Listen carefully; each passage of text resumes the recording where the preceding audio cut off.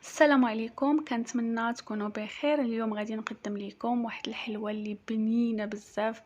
هاد الحلوه ادمان صراحه، الطعم ديالها لا يقاوم وبمكونات بسيطه. ندوزو باش نشوفوا المقادير. كما كتشوفوا هادو هما المقادير، غادي ندوز باش نحضرهم وغادي نعاود نقولهم لكم. عندنا 3 ديال البيضات، غادي نضيف عليهم كوب ديال السكر او ما يعادل 120 غرام.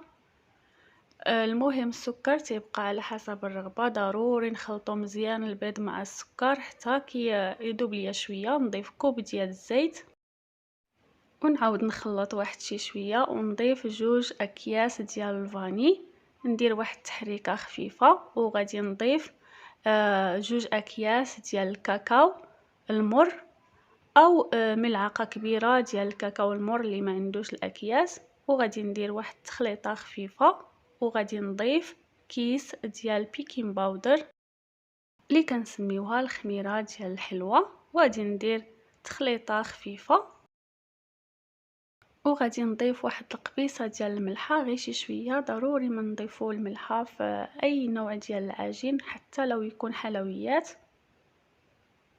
وغادي نضيف الطحين بالتدريج. غادي نحتاج 600 غرام ديال الطحين او ما يعادل 6 ديال الكيسان ديال الطحين. في هذه المرحله ضروري ما نعجنو باليد. بنت خالتي هي اللي جمعت لي العجين. هكا خص تكون الطراوه ديال العجين يكون كيتجمع وفي نفس الوقت طري كما شفتوا في الفيديو.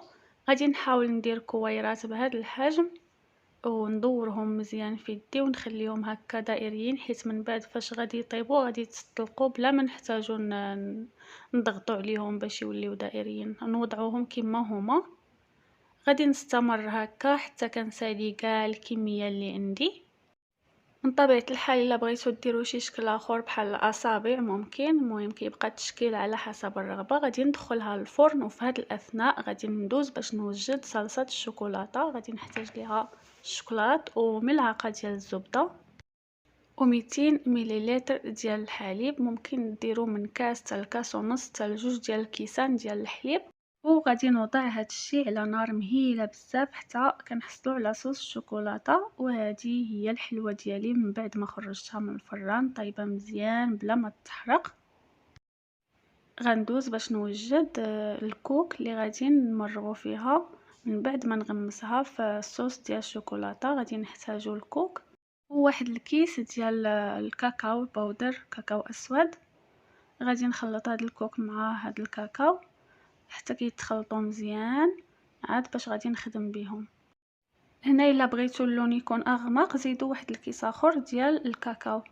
غادي نحط ديك الحلوه ديالي في هذا الصوص ديال الشوكولاته وهي سخونه، يعني عاد خرجتها من الفران، نحطها في لاصوص ونحاول نغمسها مزيان ونخليها تقريبا مده دقيقه باش كتشرب لي لاصوص، عاد باش نحطها في داك الكوك اللي حضرت.